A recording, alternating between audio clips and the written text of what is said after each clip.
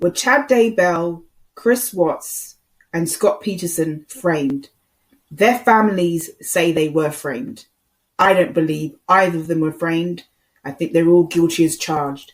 I'm doing this podcast in celebration of the fact that Scott Peterson will be resentenced to life in prison in December.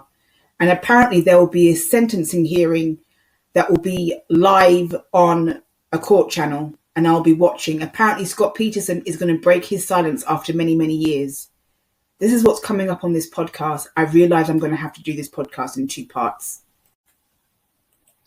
For all of those in the true crime community, particularly the Truth Channel community, you would know who Fit of Crime, the walkie-talkie is, don't you?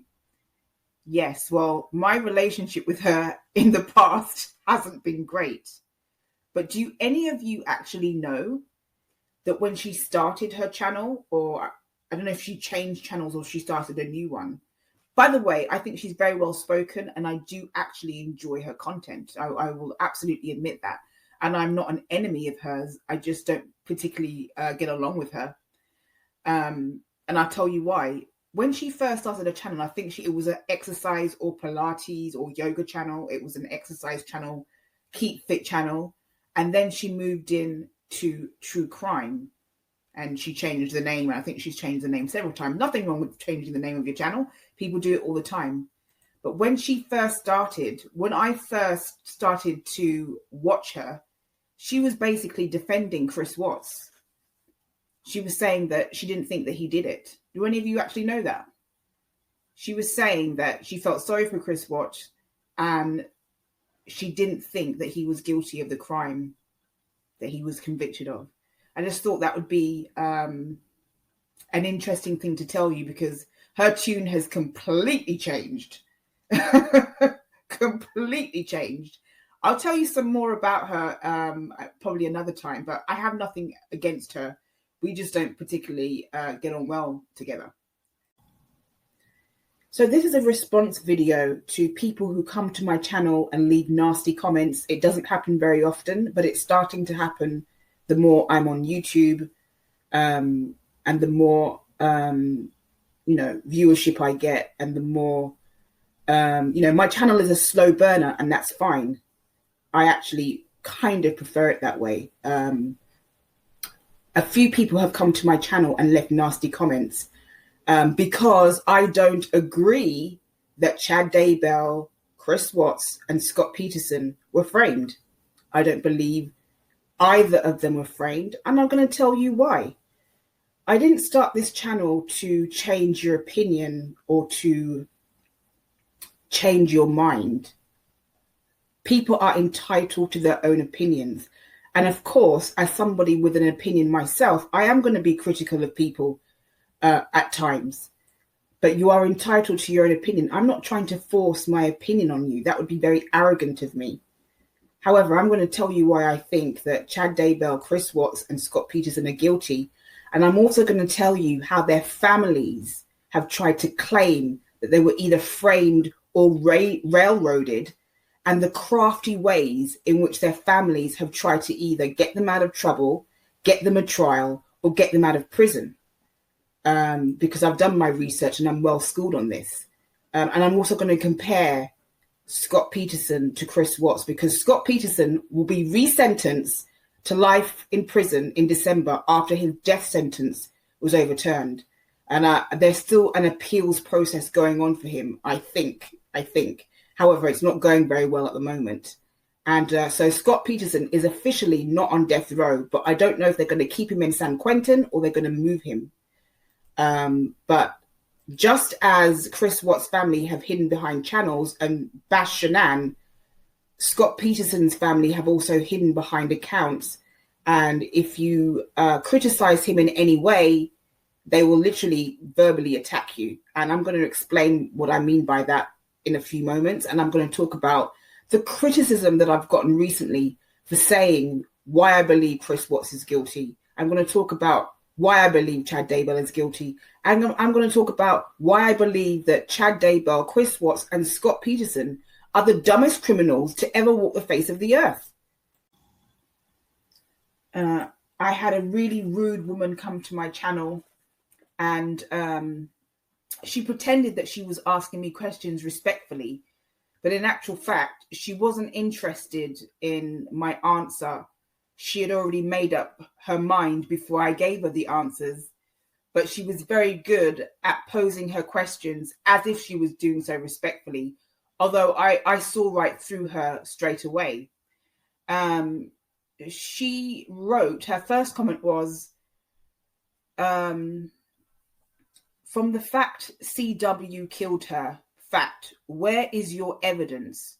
Were you not a Patreon of KK's back in the very beginning when she started? And she spelt were you not, with an H. And I pointed out that she made a typo and she wasn't pleased about that at all. Apparently I was being really rude by pointing out that she made a typo. But if she's going to accuse me of being a Patreon of somebody, which I was never a Patreon of, at least she could have spelt it correctly. I mean, I make typos all the time, so I wasn't being rude when I pointed out that she spelt something wrong. But basically, she asked me to provide her evidence that Chris Watts is guilty. It's not my job to do that. I can tell you all the reasons why I do believe he's guilty. Fact is, he never called the police to report his wife and child missing.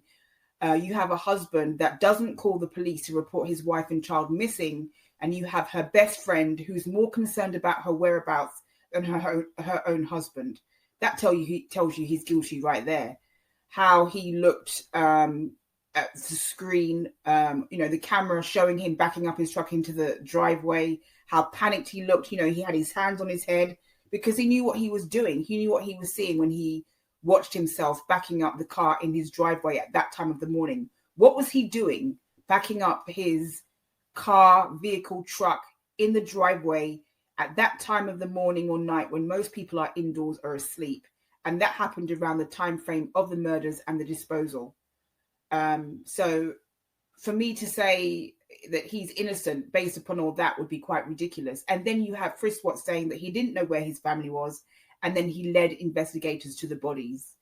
If he didn't do it, how did he know where his family were located? I mean, and quite frankly, Chris Watts is an idiot. Chris Watts, Chad Daybell, and Scott Peterson are the dumbest criminals on the face of the earth. To actually bury your own family at your own work site is so ridiculous. So how did they get there if he didn't do it? And I could go on and on and on, but I don't want to get into the autopsy stuff. So I didn't give her the answer. I mentioned all these reasons why I think Chris Watts is guilty, but that wasn't satisfactory to her. According to her, the autopsy results were fraudulent, and nothing that I said satisfied her need for proof that he committed the crime. And then she said, as for the KK Patreon thing, my memory must not be serving me as well as it does 95% of the time. So basically she's saying, she's being sarcastic there. She's basically accusing me of being a Patreon on KK's channel. I was never a patron of KK's channel. I didn't even subscribe to her channel. I listened to her sometimes, and that's why I've got footage. I mean, I still have footage from what was on that channel on my computer. So I listened to her sometimes, but I was never subscribed to her channel. I never participated in her chats, and I actually have never been on Patreon. I have nothing against Patreon, but I actually have never, ever been on anyone's Patreon because I don't see why I should pay extra money to listen to somebody. And I certainly wouldn't pay extra money to listen to somebody like KK, who I think is a complete and utter liar.